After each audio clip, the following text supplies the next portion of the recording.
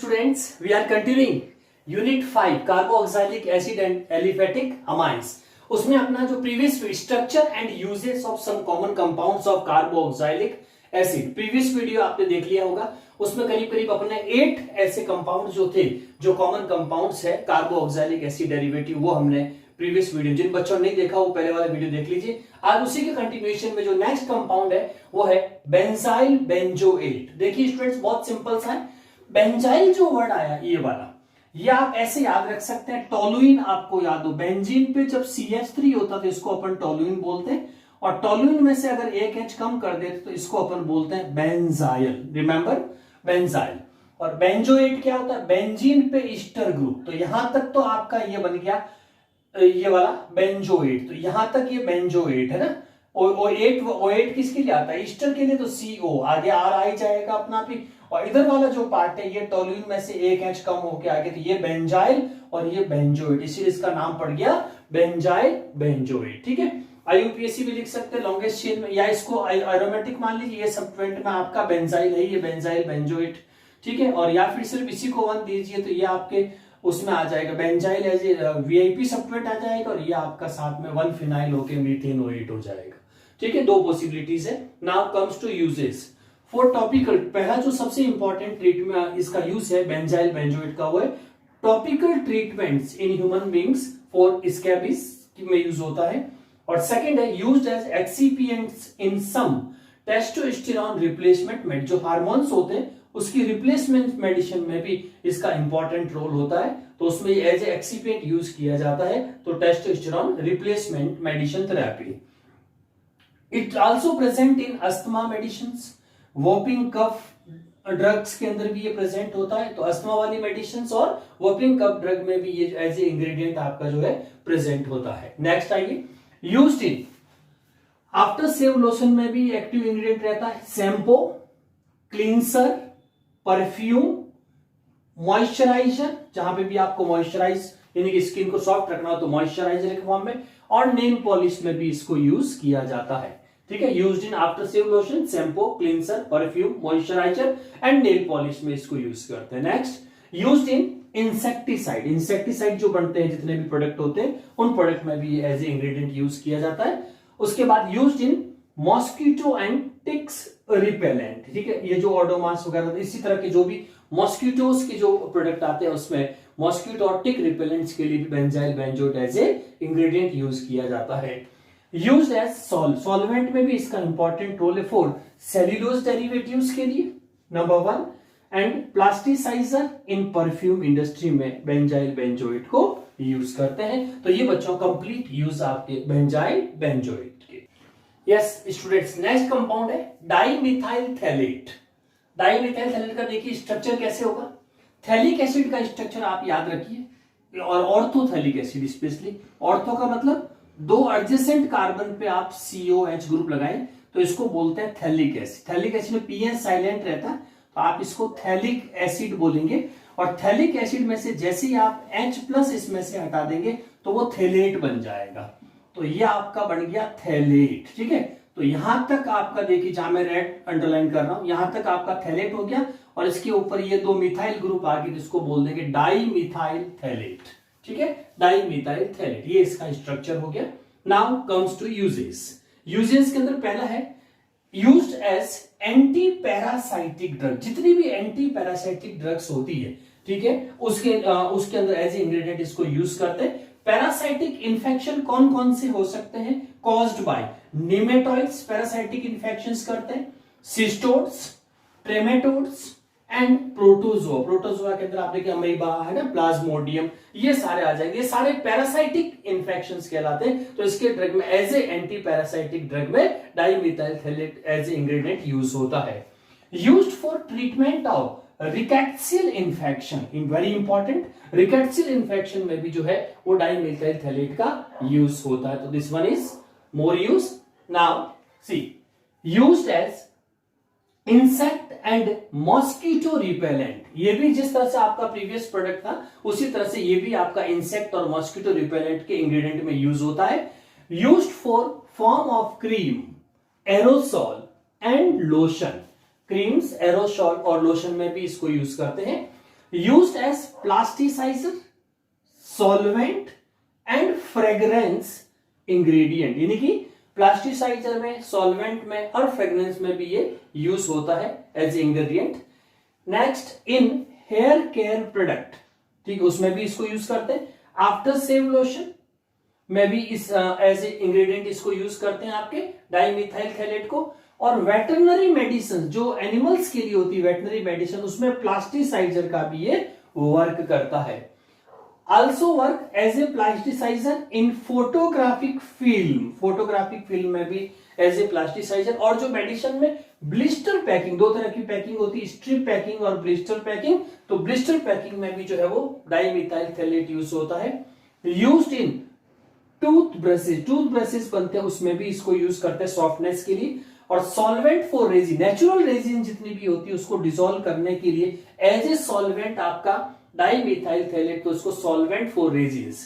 Used as camphor substituent, camphor की जगह इसको सब्स्टिट्यूट किया जा सकता है, कैम्फर की जगह एज ए एक्टिव इंग्रेडिएंट, तो उसकी जगह आप डाइमिथाइल थैलेट भी यूज कर सकते हैं डियर स्टूडेंट्स। तो यह आपके डाइमिथाइल थैलेट का structure and complete important uses. Yes, next compound methyl salicylate. Students, methyl salicylate को याद रखने के लिए आपको पहले सैलिसाइलिक एसिड का फॉर्मूला याद कर लीजिए। Salicylic acid, salicylic acid ortho, जिसमें फिनॉल ले लीजिए और फिनॉल के ऑर्थो पोजीशन पे COH is called ortho salicylic acid. और इसमें जैसे ही सैलिसाइलेट बनाना है आपको तो H हटाएंगे कार्बोक्सिलेट का, तो ये सैलिसाइलेट बन गया। अब इस सैलिसाइलेट के अंदर अगर आप यहाँ R की वैल्यू मिथाइल ले लेते हैं, जैसे इसमें ली गई है, तो इसको बोलेंगे methyl salicylate. Again very important, जैसे आप देखेंगे एस्पिरिन वगैरह सिंथेसिस में भी इसका बहुत इंपॉर्टेंट रोल होता है, ठीक है। तो यहाँ पे अब मेथिल सैलिसिलेट के डायरेक्ट यूजेस क्या क्या हो सकते हैं, तो used as analgesic, of course जैसे एस्पिरिन सिंथेसिस में एज ए इनडायरेक्ट इंग्रेडिएंट्स है तो ये एनाल्जेसिक प्रॉपर्टी भी शो करेगा। Use to treat joint and muscular pains के अंदर भी इसको यूज करता है। अगर कोई जॉइंट पेन है किसी पेशेंट को या मस्कुलर पेन है तो इसको यूज किया जाता है एज ए इंग्रेडिएंट्स मेडिसिन के अंदर। यूज्ड इन फ्लेवरिंग एजेंट्स में भी इसका इंपॉर्टेंट यूज है। Used as antiseptic in mouthwash, mouthwash जो प्रिपरेशन आती है उसमें एज ए इंग्रेडिएंट जो है मेथिल सैलिसिलेट को यूज किया जाता है एंटीसेप्टिक की फॉर्म में एक पर्टिकुलर कंसंट्रेशन पे। आइए नेक्स्ट यूज देखें, एंड फ्रेग्रेंस, परफ्यूमरी इंडस्ट्री के अंदर भी इसका इंपॉर्टेंट यूज है टू प्रोड्यूस फ्रेग्रेंस, तो इसीलिए इसका परफ्यूम इंडस्ट्री के अंदर वेरी इंपॉर्टेंट। और इन माइक्रोस्कोपी और हिस्टोलॉजी, जो प्लांट्स के अंदर आपको हिस्टोलॉजी पता करनी है तो as a chemical microscopy study करनी है तो भी इसको यूज करते हैं।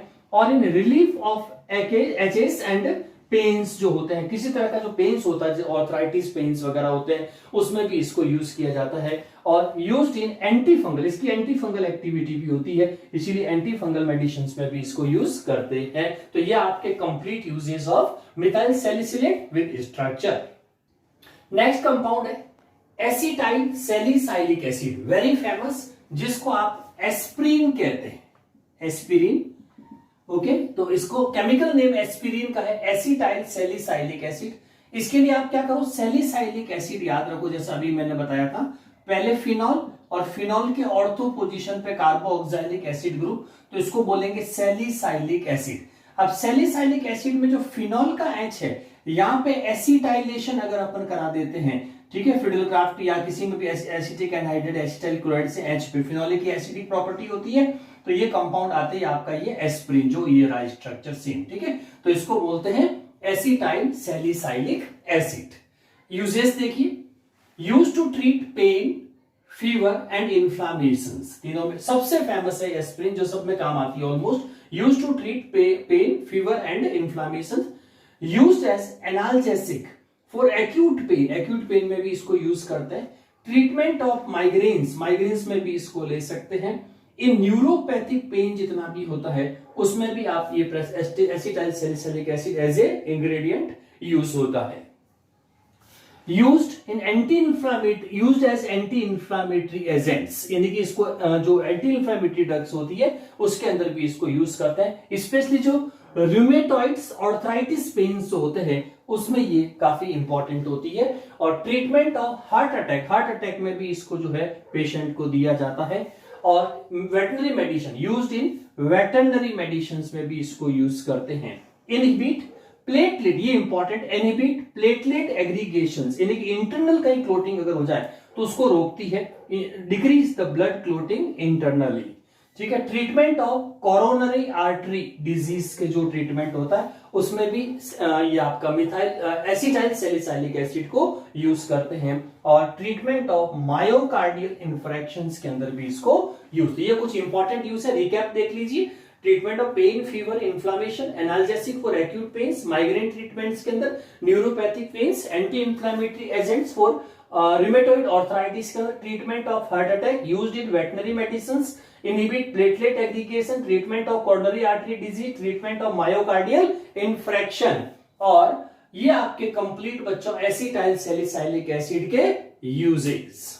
Now next point is qualitative test for carboxylic acid. तो इसमें अपन डिस्कस करते हैं कार्बोऑक्साइलिक एसिड के क्वालिटेटिव टेस्ट कौन कौन से होते हैं, निखिल को इस फंक्शनल ग्रुप को आइडेंटिफाई कैसे किया जा सकता है, उसके लिए क्वालिटी टेस्ट है, जिसमें litmus test, sodium bicarbonate test, ester formation test, reaction with PCl5 and reaction with H2O। One by one discuss करते हैं। First litmus test. Students litmus test में आपके पास दो तरह के, ब्लू लिटमस और रेड लिटमस। इसमें आप क्या करेंगे, एसिड लिया और उसके अंदर आप थोड़ा सा टेस्ट ट्यूब के अंदर एसिड लेके फिर उसमें लिटमस पेपर को, या इसके ऊपर आप ग्लास रॉड्स है ना, ग्लास रॉड्स के ऊपर लिटमस पेपर ले लीजिए और ये आपका ब्लू लिटमस पेपर आपको यूज करना है। और जैसे ही आप ग्लास रॉड लेंगे और ग्लास रॉड से इसके ऊपर एक ड्रॉप इस एसिटिक एसिड या कोई भी कार्बोऑक्साइलिक एसिड की ऐड करेंगे तो ब्लू जो होगा it turns to red, it turns to red. और वैसे भी ट्रिक है याद रखने की कि एसिड गुस्से वाले होते हैं तो पहले ब्लू रहते हैं और बाद में गुस्से में आपके रेड हो जाते हैं। तो लिटमस टेस्ट में आपका ब्लू टर्न्स टू रेड ये कंफर्म करेगा कि the given compound is contain acidic in nature, जिसमें CrCOOH हो सकता है। तो this one is qualitative test. Now second test है स्टूडेंट्स सोडियम बाइकार्बोनेट टेस्ट। जहां भी कार्बोनेट आता है केमिस्ट्री में तो हमेशा CO2 को इवोल्यूशन यानी इफरवेसेंस ऑफ CO2 देखा जाता है। तो सोडियम कार्बोनेट्स की बात करते हैं। सोडियम कार्बोनेट बाइकार्बोनेट टेस्ट के अंदर अपन क्या करेंगे, कोई भी RCOH हमारे पास टेस्ट ट्यूब के अंदर एक सैंपल होगा, वो सैंपल एक्वस बना दीजिए अगर सॉलिड है, नहीं तो लिक्विड है तो इस ओके। और इसमें थोड़ा सा फ्यू ड्रॉप ऑफ या सॉलिड है तो कुछ क्वांटिटी सोडियम बाइकार्बोनेट की इसमें ऐड करेंगे। तो जैसे ही ये इसमें ऐड करेंगे तो इसमें से CO2 का इवोल्यूशन होगा। तो CO2 इसमें इफरवेसेंस की फॉर्म में निकलेगी जो ये कंफर्म करता है कि the given compound is RCON। तो ये उस फंक्शनल ग्रुप टेस्ट को कंफर्म कर देता है by effervescence of CO2। Third और very famous third one ester formation. जहां भी कार्बोऑक्साइलिक एसिड अगर है ऑर्गेनिक के अंदर तो अपन उसको एस्टर फॉर्मेशन से भी कंफर्म कर सकते हैं। तो देखिए ये टेस्ट कैसे होगा एस्टर फॉर्मेशंस का। तो एस्टर फॉर्मेशन के बारे में देखते हैं अब। एस्टर फॉर्मेशन जब भी होता है एक बहुत कॉमन टर्मिनोलॉजी होती है इसके अंदर। कोई भी एस्टर फॉर्मेशन टेस्ट में अपन क्या कहते हैं, 1 mole carboxylic acid react with 1 mole ethyl alcohol, कोई भी एल्कोहल हो सकता है, in presence of few drop of concentrate H2SO4, concentrate H2SO4। इसमें हाइड्रोलाइसिस आपका ये डिहाइड्रेशन हो जाएगा और डिहाइड्रेशन के बाद में आपका आंसर जो आएगा वो RC डबल बॉन्ड और ये हो गया आपका OC2H5, ठीक है, OC2H5 और H2O। ये H2O जो होगा ये कंसंट्रेट H2SO4 इसको डिहाइड्रेटिंग एजेंट की फॉर्म में एब्जॉर्ब कर लेगा। और अगर अपन लेबोरेटरी में टेस्ट वाइज बात करें तो इसमें आप एक टेस्ट ट्यूब लेंगे और उस टेस्ट ट्यूब में पहले तो सैंपल मींस कार्बोऑक्साइलिक एसिड कोई भी जो एज ए सैंपल आपको गिवन है उसको इसमें ऐड कर देंगे और इसमें फिर फ्यू ड्रॉप, सैंपल आपका ऑलरेडी है और फिर 2 to 3 ड्रॉप है ना, 2 to 3 ड्रॉप कर लीजिए या ml टाइप ये ले लीजिए इथाइल एल्कोहल इसमें ऐड कर देंगे और कुछ जो कंसंट्रेशन 1 ml या 2 to 3 ml आप इथाइल एल्कोहल ले लीजिए और फ्यू ड्रॉप जो होगी वो आपका कंसंट्रेट H2SO4 इसमें ऐड कर देंगे।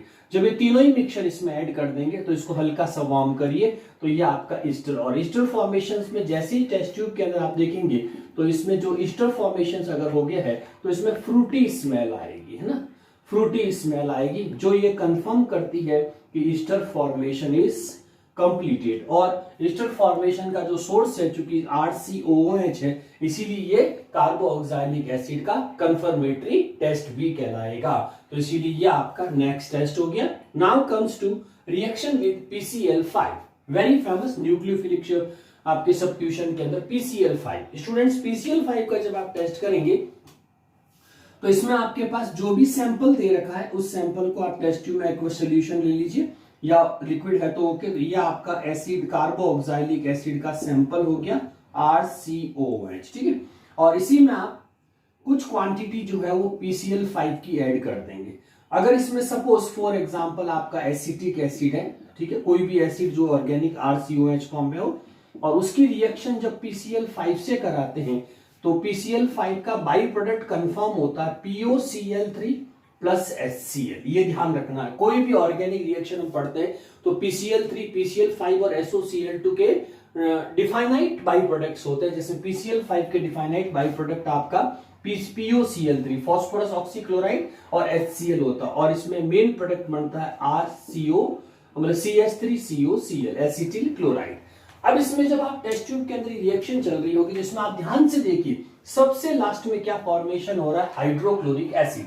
ये हाइड्रोक्लोरिक एसिड जैसी फॉर्मेशन होकर के, क्योंकि ये गैस रूम टेम्परेचर पे गैसियस स्टेट में होता है, तो इसकी जो वेपर होगी वो आपके फ्रंट तक आएगी, और इस फ्रंट के ऊपर अगर हमने कोई भी ब्लू लिटमस पेपर अगर आप रख देंगे तो ये ब्लू लिटमस पेपर जो होगा वो धीरे धीरे आपका, अगर इसमें HCl फ्यूम्स है तो वो लिटमस पेपर आपका रेड में कन्वर्ट हो जाएगा, रेड में कन्वर्ट हो जाएगा, जो ये कंफर्म कर देगा कि इसमें HCl इवॉल्व हुआ। और HCl इवॉल्व तभी हो सकता है जब इस कार्बोऑक्सिलिक एसिड फंक्शनल ग्रुप की रिएक्शन PCl5 के साथ में हुई हो। तो ये एक तरह से बाई प्रोडक्ट के रेस्पेक्ट में आपका qualitative test for carboxylic acid होता है, ठीक है। फिर है रिएक्शंस विद H2। H2O में कोई भी एसिड का आयोनाइजेशन होता है, कोई भी एसिड का क्या होगा, ionize, reactions ionization better word होता है इसके लिए। और जैसे सपोज आपने acetic acid as a sample दिया आपको, और इस सैंपल को जब आप वाटर में, तो ये वीक एसिड होता तो 30 to 40% ही आयोनाइज्ड होता, पार्शियली आयोनाइज्ड होगा CO- और ये H+ रिलीज कर देगी। ये H+ इस वाटर के साथ मिलके आपका हाइड्रोनियम आयंस की फॉर्म में रहेगा, और ये चूंकि H+ रिलीज हुआ है तो आपका जो टेस्ट ट्यूब सैंपल होगा जैसे ही उसके साथ आप हल्का सा वाटर मिक्स करेंगे तो आयोनाइज्ड होकर के H+ रिलीज करेगा, और H+ जो होता है वो डायरेक्टली pH चेंज कर देगा। हल्की सी pH चेंज होगी तो 3 to 5 के बीच में रेंज में आती है pH जो एसिडिक। तो वाटर के साथ में जैसे ही आप few drop of acetic acid add करेंगे तो आयोनाइजेशन से जो H+ आयन रिलीज हुए हैं वो आपकी pH को 3 to 5, जो वाटर की तो न्यूट्रल है 7, और उससे वो उसको लो कर देंगे 3 to 5। ये प्रूव करता है कि इसमें किसी एसिड के H आयन रिलीज हुए हैं। और आप इसको pH पेपर आता अलग से जिसमें रेंज आती है बहुत सारी अलग अलग, है ना, तो उस pH पेपर की हेल्प से आप देख सकते हैं, पेपर को डिप करेंगे तो एक पर्टिकुलर रेंज का 3 to 5 वाला आपको कलर मिल जाएगा, तो इसको अपन pH पेपर से कंफर्म कर सकते हैं, ठीक है। आयोनाइजेशन लिटमस से भी हो जाएगा और pH पेपर से भी आप कंफर्म कर सकते हैं स्टूडेंट्स। तो ये आपके qualitative test for carboxylic acid. Next qualitative test for esters. Esters में कौन से क्वालिटी टेस्ट होते हैं, तो इसमें फर्स्ट है हाइड्रोऑक्सामिक एसिड टेस्ट। कैसे करेंगे इसको देखिए, हाइड्रोऑक्सामिक एसिड टेस्ट को जो भी आपको सैंपल दे रखा है तो सैंपल आपका टेस्ट ट्यूब में होगा, या उसका एक्वस सॉल्यूशंस बना दीजिए आप, या आपका एसिड सैंपल हो गया, ठीक है, जो आपको गिवन है जिसमें कार्बोऑक्सिलिक एसिड जरूर होगा, ठीक है, सैंपल के अंदर। और इसके साथ में आपको क्या करना, सैंपल के साथ में प्लस में हाइड्रोऑक्साइल अमाइन NH2OH, इसको क्या बोलेंगे, हाइड्रोऑक्साइल अमाइन, ये लेना है। और ये सॉल्ट की फॉर्म में आता तो इसको पूरा बोलते हैं हाइड्रोऑक्साइल अमाइन हाइड्रोक्लोराइड। और इसी में few drop of sodium hydroxide, और इसको हीट करेंगे और थोड़ा सा इसमें स्मॉल क्वांटिटी जो है इसके बाद में add FeCl3 ferric chloride solution की कुछ ड्रॉप डालेंगे तो इससे आपका एक कॉम्प्लेक्स बनेगा आयरन और इन सैंपल के बीच में, और इसको अपन यहाँ पे बोलेंगे जो कलर प्रोड्यूस होगा that is called magenta colour. कैसा आएगा?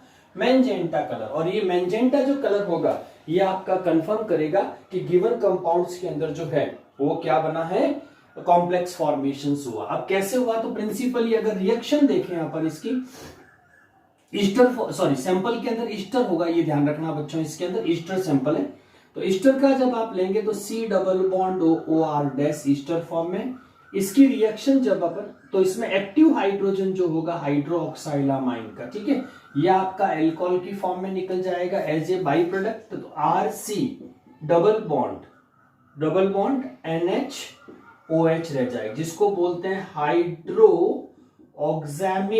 हाइड्रोक्सामिक एसिड, और साथ में बाई प्रोडक्ट में क्या निकल गया आपका एल्कोहल। ठीक है, तो ये ईस्टर फॉर्म, तो ईस्टर के टेस्ट में आप ईस्टर सैंपल होगा, ठीक है, ईस्टर सैंपल में आप ईस्टर लेंगे, few drop of hydrochloric acid, उससे पहले हाइड्रोक्सामिक एसिड बनेगा, और ये जो हाइड्रोक्सामिक एसिड है ये FeCl3 जब आप इसमें सोल्यूशन की ड्रॉप्स ऐड करेंगे तो ये कॉम्प्लेक्स फॉर्म बना देगा। तो RC डबल बॉन्ड O, ठीक है, और आपके पास में क्या है NHO-H+ रिलीज हो जाएगा, और ये वाटर के साथ में कॉम्प्लेक्स बना देगा, मतलब RC डबल बॉन्ड O के साथ में कॉम्प्लेक्स बना देगा वैलेंसी बेस्ड, क्योंकि ये 3+ है। तो ये आपका जो कलर होता है उसको अपन क्या बोलते हैं, मैजेंटा कलर। तो ये आपका मैजेंटा कलर, और इस पूरे टेस्ट को जो बोलते हैं वो होता है हाइड्रोक्सामिक एसिड टेस्ट, और किसके लिए होता है, ईस्टर के लिए। सेकंड देखिए हाइड्रोलाइसिस। बच्चों जैसे ही हाइड्रोलाइसिस वर्ड आता है तो मोस्टली ईस्टर के लिए अपन हाइड्रोलाइसिस वर्ड यूज करते हैं। तो ईस्टर का अपन हाइड्रोलाइसिस करके भी उसका आइडेंटिफिकेशन कर सकते हैं, क्योंकि उसमें एसिड फॉर्मेशन होगा। तो अगर हम फिनोप्थलीन इंडिकेटर लेके देखें तो उसको अगर मीडियम चेंज करके एनवायरमेंट प्रोवाइड कराते तो वो फिनोप्थलीन अपना कलर चेंज, तो indicator respect of indicator test हो सकता है ये। तो हाइड्रोलाइसिस जैसे आपके पास में एक सैंपल होगा, ठीक है, टेस्ट ट्यूब के अंदर, और इस सैंपल के अंदर कोई न कोई ईस्टर होगा, चाहे वो इथाइल एसीटेट, जैसे एग्जांपल के तौर पे अपने सैंपल में इथाइल एसीटेट ईस्टर फॉर्म में। इस टेस्ट ट्यूब में जैसे ही आप पहले सैंपल ले लीजिए और उस सैंपल को आप क्या करेंगे, हीट करेंगे, तो फ्यू ड्रॉप ऑफ इसमें ऐड कर दीजिए आप NaOH, ठीक है, NaOH ऐड कर दीजिए, और NaOH ऐड करके इसको कंटिन्यू आप हीट करिए। अब देखो इसमें अपन क्या करेंगे, NaOH जो डाइल्यूट NaOH ले लीजिए, 10% सोल्यूशन ले लीजिए इसका, और डाइल्यूट NaOH के साथ जैसे ही आप इसको इसमें ऐड करेंगे तो इसमें एक इंडिकेटर ऐड कर दीजिए स्टार्टिंग के अंदर, उसको अपन बोलेंगे फिनोप्थलीन इंडिकेटर काम में ले लेंगे। और ये जो फिनोप्थलीन इंडिकेटर होता है ये do you know about that pH 8 to 10 के बीच में होती है। तो ये एसिडिक मीडियम जब तक होता है तब तो ये फिनोप्थलीन आपका कलरलेस रहता है, और जैसे ही इसको बेसिक मीडियम अवेलेबल हो जाता है तो ये पिंक कलर। तो स्टार्टिंग में देखो जैसे ही अपन ईस्टर का जब तक हाइड्रोलाइसिस नहीं होगा, यानी कि आपका ईस्टर जब तक RCOR- की फॉर्म में है, और इसकी रिएक्शन अपन किससे कराए हैं, डाइल्यूट NaOH से कराएंगे। तो आगे फिर फर्दर में ये आपका एक तो एसिड सॉल्ट बना देगा और एक आपका एल्कोहल फॉर्म में सेपरेट हो जाएगा, ठीक है। तो अब ये सॉल्ट फॉर्मेशन होने के बाद उस कंप्लीट NaOH आपका कंज्यूम हो जाएगा, तो फिर बेसिक मीडियम खत्म होगा। लेकिन स्टार्टिंग में जब इसको ऐड करेंगे तो अभी ईस्टर फॉर्मेशन है, तो आपका डाइल्यूट NaOH जो आपने यूज किया है वो अभी कंज्यूम नहीं हुआ। कंज्यूम नहीं होने का मतलब क्या हुआ कि स्टार्टिंग के अंदर आपका बेसिक मीडियम है, और बेसिक मीडियम होगा तो स्टार्टिंग में अगर आपने फिनोप्थलीन इंडिकेटर ऐड कर रखा है तो वो पिंक कलर रहेगा स्टार्टिंग के अंदर। फिर जैसे जैसे ईस्टर का हाइड्रोलाइसिस होता जाएगा तो सॉल्ट फॉर्मेशन में आ जाएगा, आपका बेसिक मीडियम खत्म होता जाएगा, तो ये जो कलर है वो डिसअपियर होता जाएगा। तो पिंक कलर अगर डिसअपियर हो जाता है कंप्लीटली, इट प्रूव्स, या आपका सोल्यूशन कलरलेस हो जाता है, इट प्रूव्स कि जितना भी NaOH था वो ईस्टर के हाइड्रोलाइसिस में कंज्यूम हो चुका, इसीलिए अब बेसिक मीडियम नहीं है। So now the solution turns from pink to colourless, और pink colour will be disappear. तो स्टूडेंट्स ये दो इंपॉर्टेंट क्वालिटेटिव टेस्ट है जो रिगार्डिंग ईस्टर्स होते हैं। नेक्स्ट है qualitative test for amides. Amide functional group के लिए कौन कौन से क्वालिटेटिव टेस्ट हो सकते हैं, ठीक है, उसका डिस्कशन करते हैं। उसमें पहला है बॉइलिंग पॉइंट के बेसिस पे दे सकते हैं, जैसे फर्स्ट मेंबर आपके पास में एसीटामाइड CH3CONH2, क्या बोलेंगे इसको, 2 कार्बन है तो एसीटामाइड बोलेंगे, और इसका जो बॉइलिंग पॉइंट है आपका वो 82 डिग्री सेल्सियस हमारे पास में। तो एक बॉइलिंग पॉइंट बेस्ड आइडेंटिफिकेशन हो सकता है। ऑर्डर के बेसिस पे नहीं होता, अमाइड में जो है वो रेड स्मेल आती है थोड़ी सी, जैसे इस रेड के पास आप रहे तो ऐसी स्मेलिंग होती है, तो वैसे इसको रेड स्मेल कहा जाता, ठीक है। तो ऑर्डर के अंदर अमाइड में रेड स्मेल से भी पता लग जाता है कि अमाइड है। फिर हाइड्रोलाइसिस, स्टूडेंट्स अमाइड जैसे कोई भी होगा आपके पास में CONH2, ठीक है, इसकी रिएक्शन जब आप वाटर से कराएंगे तो इसमें अमोनिया गैस इवॉल्व होगी। जैसे ही हाइड्रोलाइसिस करेंगे तो RCOH और उसके साथ में NH3, तो इसको जब स्मेल करेंगे अमोनिया गैस को तो आपको ऑटोमेटिकली पता लग जाएगा इसके अंदर कि अमोनिया गैस इवॉल्व हुई है, तो वो अमाइड के हाइड्रोलाइसिस से ही पॉसिबल है, अगर अमाइड एज ए सैंपल दे रखा है तो इसको टेस्ट ट्यूब में एज ए सैंपल ले लीजिए और उसको हीट करेंगे वाटर डाल करके थोड़ा सा, तो उसमें से अमोनिया इवॉल्व होती है, तो आप उसमें स्मेल लेके देख सकते हैं कि अमोनिया इवॉल्व। एक होता है हाफमान ब्रोमाइड टेस्ट। हाफमान ब्रोमाइड इनडायरेक्टली पहले प्राइमरी अमाइंस बना देगा। जैसे आप हाफमान ब्रोमाइड में क्या होगा कि कोई भी अमाइड जब पार्टिसिपेट करता है एज ए सैंपल, है ना, ये सैंपल टेस्ट ट्यूब में होगा आपके पास में, और इसकी रिएक्शन अपन हाफमान में क्या करेंगे, ब्रोमीन, और ब्रोमीन के साथ में बेसिक मीडियम में अपन KOH ले लेंगे और इससे आपका प्राइमरी अमाइंस बनेगा, ठीक है, प्राइमरी अमाइन। बाकी सब K2CrO3 वगैरह, तो प्राइमरी अमाइंस इनडायरेक्टली टेस्ट दे सकता है हाफमान बॉन्ड, और प्राइमरी अमाइंस के जितने भी टेस्ट है वो सब पॉजिटिव आ जाएंगे अगर एक बार ये Br2KOH से प्राइमरी अमाइन। फिर क्या कर सकते हैं आप, कार्बाइल अमाइन टेस्ट कर सकते, क्लोरोफॉर्म के साथ में इनटॉलरेबल स्मेल ऑफ आइसोसाइनाइड हो जाएगा। आप इसका अगर एरोमेटिक, अब मान लीजिए यहाँ पे ये आपका एग्जाम में सैंपल गिवन बेंजामाइड है तो एरोमेटिक हो जाएगी, तो एरोमेटिक का डायजोटाइजेशन टेस्ट भी हो जाएगा जो ऑरेंज डाई टेस्ट होती है, तो इसमें डायाजोटाइजेशन टेस्ट इफ एरोमेटिक, है ना, टेस्ट ऑरेंज डाई बना सकते हैं, और ये आपका ऑरेंज डाई जो बनेगी ये कंफर्म कर देगी, तो इसमें एरोमेटिक स्टेबिलिटी ज्यादा होती है, ये भी कर सकते हैं। हिंस एरोमेटिक है तो हिंसबर्ग रिएजेंट भी यूज हो जाएगा आपका, ठीक है, हिंसबर्ग रिएजेंट है। तो इतने सारे टेस्ट इनडायरेक्टली प्राइमरी अमाइंस के जो अमाइड के लिए पॉसिबल हो सकते हैं। एक जो अपन ईस्टर के अंदर जो यूज करते हैं हाइड्रोऑक्सामिक टेस्ट, वो इसमें भी यूज हो सकता है। किस तरह से कि जैसे आपके पास में अमाइड है तो इसमें क्या होगा कि आपके पास पहले से ही NH2 है, और जब इसकी रिएक्शन आप किससे कराएंगे, NH2OH यानी कि हाइड्रोक्साइलामाइन से मैजेंटा कलर प्रोड्यूस करने के लिए, तो इसमें पहले एक एक्टिव H जो होगा इसका वो अमोनिया गैस निकल जाएगी, और ये आपका कॉम्प्लेक्स फॉर्मेशन वैसे ही हो जाएगा हाइड्रोऑक्सामिक एसिड, तो ये आपका बन जाएगा हाइड्रोऑक्सामिक एसिड बन जाएगा। और इसमें फ्यू ड्रॉप ऑफ जब 2% FeCl3 सॉल्यूशंस ऐड करेंगे तो ये आपका मैजेंटा कलर प्रोड्यूस कर देगा, तो ये टेस्ट भी इसमें यूज हो सकता है। तो ये कुछ इंपॉर्टेंट टेस्ट जो अमाइड के लिए क्वालिटेटिव टेस्ट की फॉर्म में आइडेंटिफिकेशन के लिए यूज कर सकते हैं। Yes students, finally important chemical reactions of carboxylic acid का एक ब्रीफ डिस्कशन देख लीजिए। जैसे सॉल्ट फॉर्मेशन है, एसिड कोई भी होगा तो वो आपका सॉल्ट फॉर्मेशन देगा, जैसे RC double bond OH carboxylic acid, इसकी रिएक्शन जब आप बेस से कराएंगे तो दैट आप बेस में NaOH, sodium carbonate, sodium bicarbonate कोई भी ले सकते हैं, तो ये आपको एक सोडियम सॉल्ट फॉर्म H2O निकल जाएगा और सोडियम सॉल्ट फॉर्मेशन आ जाएगी, तो ये सोडियम कार्बोक्सिलेट सॉल्ट। तो एक तो सॉल्ट फॉर्मेशन टेंडेंसीज होती है। सेकंड अपन इसके अंदर बात करते हैं स्टूडेंट्स, वो है फॉर्मेशन। जितने भी आप एसिड डेरिवेटिव देखो सब सेम है, एसिड हैलाइड यानी कि COX या COCl ग्रुप प्रोड्यूस करना, अमाइड यानी कि CONH2, ester RCOOR dash, acid anhydride RCO और ये एसिड एनहाइड्राइड हो गया। ये 4 क्या है, एसिड डेरिवेटिव्स है, ठीक है, जो अपने प्रीवियस वीडियो में भी डिस्कस किया था। तो RCOCl यानी कि अगर कार्बोऑक्सिल सेकेंड रिएक्शन से अगर कार्बोऑक्सिलिक एसिड को अपन इसमें COCl में, तो इसके लिए आप देखेंगे स्टूडेंट्स जितने भी अपनी न्यूक्लियोफिलिक सब्स्टिट्यूशन रिएक्शंस होती है, जैसे PCl3, PCl5, SOCl2, thionyl chloride, इन सब में आपको क्या मिलेगा, RCOCl, RCOCl, और इसको 3 से मल्टीप्लाई करेंगे तो ये H3PO3, और इसमें क्या आता है, PCl5 में भी RCOCl, इसका बाई प्रोडक्ट फिक्स होता है POCl3 प्लस HCl, और SOCl2 में आपका आता RCOCl, और 2 गए डार्जन रिएक्शंस वगैरह जो, तो इनके बाई प्रोडक्ट से ये आइडेंटिफाइड हो जाती है। तो इन सब में आपको क्या मिलेगा, एसिड हैलाइड न्यूक्लियोफिलिक सब्स्टिट्यूशन हो जाएगा और ये फॉर्मेशन। अब अपन आगे बढ़ते हैं स्टूडेंट्स, नेक्स्ट है फॉर्मेशन ऑफ अमाइड, यानी कि एसिड के सारे डेरिवेटिव्स बन सकते हैं। तो नेक्स्ट अपन डिस्कस करते हैं इसके अंदर फॉर्मेशन ऑफ अमाइड।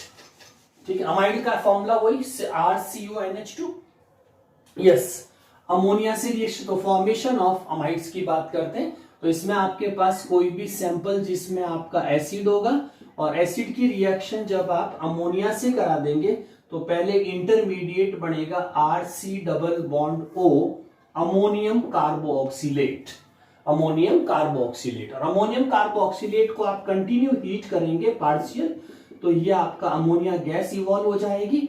ठीक है, इसमें आपका H2O इवॉल्व हो जाएगा और ये अमाइड में कन्वर्ट हो जाएगा। तो यहां आ जाएगा CONH2, और इसमें से देखो 2H और एक O, यानी कि -H2O इवोपरेट हो जाएगा, और रिमेन्स जो बचेगा उसको अपन क्या बोलेंगे, अमाइड। तो इस तरह से अमाइड फंक्शनल ग्रुप प्रोड्यूस कराया जा सकता है। ईस्टर फॉर्मेशन आपने देखा, ये बहुत फेमस रिएक्शंस है। 1 मोल कार्बोक्सिलिक एसिड, 1 मोल अल्कोहल। ठीक है, रिवर्सिबल रिएक्शन है in presence of concentrate H2SO4, ये आपका स्टरीफिकेशन में कन्वर्ट हो जाएगी, और H2O जो होगा वो डिहाइड्रेटिंग एजेंट एडजॉर्ब कर लेगा।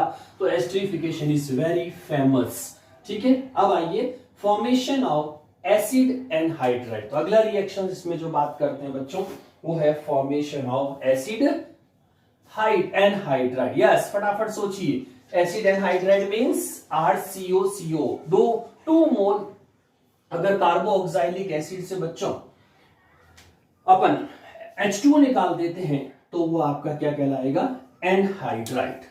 एसिड एनहाइड्राइड कैसे बनता है, जैसे सपोज फर्स्ट मेंबर बनाना है तो उसमें 2 मोल आप एसिटिक एसिड ले लीजिए, 2 मोल एसिटिक एसिड, इसको फॉस्फोरस पेंटाऑक्साइड की प्रेजेंस में हीट करेंगे। फॉस्फोरस पेंटाऑक्साइड एक स्ट्रॉन्ग डिहाइड्रेटिंग एजेंट है, और ये आपका वाटर रिमूव कर देगा इसमें से। ठीक है, और वाटर रिमूव होती डिहाइड्रेशन हो जाएगा, -H2O, रिमेन्स क्या बचा देखिए फटाफट, तो ऊपर बचा CH3CO, और डाउन में भी आपका है CH3CO, और ये आपका सेंटर, ये वाला O जो होगा वो सेंटर में आ जाएगा। तो ये बन गया आपका एसिटिक एनहाइड, फर्स्ट मेंबर है, और फर्स्ट मेंबर कॉमन नेम है acetic anhydride will be common name of this. तो ये आपका एसिड एनहाइड्राइड फॉर्मेशन हो गया। रिडक्शन, किसी भी एसिड ग्रुप का अगर अपन रिडक्शन कराते हैं, स्ट्रॉन्ग रिडक्शन, तो directly converted into alcohol, directly converted into, तो वो अल्कोहल में कन्वर्ट हो जाएगा। देखिए रिएक्शंस कैसे होगी, और पोलर पाई बॉन्ड है तो lithium aluminium hydride as a catalyst काम में ले सकते हैं। रिडक्शंस के अंदर RC डबल बॉन्ड OH, और इसका रिडक्शन अगर अपन कैटलिस्ट लिथियम एल्यूमिनियम हाइड्राइड, तो टोटल 4H है अपने पास में। फर्स्ट 2H में तो क्या होगा, इसमें से जो 2H होंगे वो फर्स्ट एक तो निकल जाएगा, फर्स्ट H से H2O, एक H यहाँ पे रिप्लेस कर दीजिए, तो टोटल 2H का कंजप्शन आ गया। इससे पहले आपका बन जाएगा कार्बोनाइल कंपाउंड एल्डिहाइड, फिर रिमेन्स जो 2H होंगे इसमें से ना, इसमें से जो रिमेन 2H आपके पास और है, इसमें पाई बॉन्ड ब्रेक हो जाएगा, एक H यहाँ पे और एक कार्बन पे आ जाएगा, तो ये आपका फाइनली कन्वर्ट हो जाएगा अल्कोहल में RCH2OH। तो ये 1 डिग्री अल्कोहल फॉर्मेशन हो गई। तो इस तरह से हम एसिड ग्रुप का रिडक्शन भी करा सकते हैं, और ये finally converted into 1 degree alcohol. एक साइंटिफिक नेम रिएक्शन जिसको बोलते हैं HVZ रिएक्शन, H बहुत फेमस है, HVZ reaction, Hell Volhard Zelinsky reaction, तीनों साइंटिस्ट है, हेल-वोलार्ड जिलेंस्की रिएक्शन, जिसको शॉर्ट में कहते हैं HVZ reaction. HVZ reaction just alpha hydrogen substitution on acid with halogen, halogen के साथ में सब्स्टिट्यूशन रिएक्शन।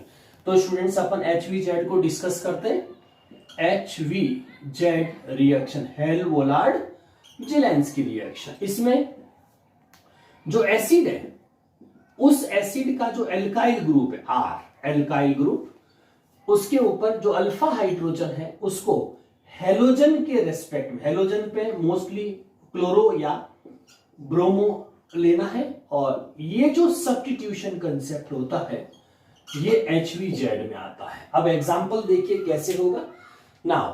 तो इसमें देखो बच्चों, जैसे आपके पास में मान लीजिए एसिटिक एसिड है, तो एसिटिक एसिड के अंदर ये जो ग्रुप है आपका, ये फंक्शनल ग्रुप है, तो फंक्शनल ग्रुप का नेबर आपका क्या कहलाएगा, अल्फा। ठीक है, तो ये अल्फा हो गया। ओके, और इस पे जो हाइड्रोजन होगी, जैसे एक हाइड्रोजन अपन, ये अल्फा हाइड्रोजन। ठीक है, और रेड फास्फोरस की प्रेजेंस में करानी है।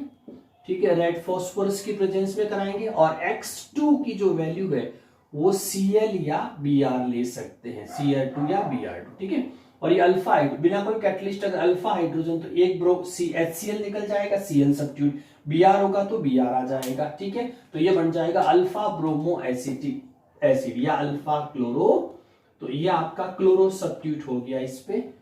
ठीक है, तो अगर अपन ने क्लोरो लिया, सेम चीज है, अगर आप उसमें वो, और इसी तरह से कंटिन्यू करेंगे दोबारा फिर से रेड फास्फोरस विद Cl2, तो ये डाई क्लोरो एसिटिक एसिड इस तरह से कंटिन्यू हो जाएगा। तो इस रिएक्शंस को जो मोनो सब्स्टिट्यूशन होता है हैलाइड के रिस्पेक्ट में, तो इसको बोलते हैं हेल-वोलार्ड जेलेंस्की रिएक्शन। तो स्टूडेंट्स, ये आपकी कंप्लीट डिटेल होगी यूनिट 5 में। कार्बोक्सिलिक एसिड से रिलेटेड सारा कंप्लीट मैटर इसमें इंक्लूड हो गया टोटली। तो इसको पढ़ते रहिए, पूरा रिवाइज करिए। Thank you.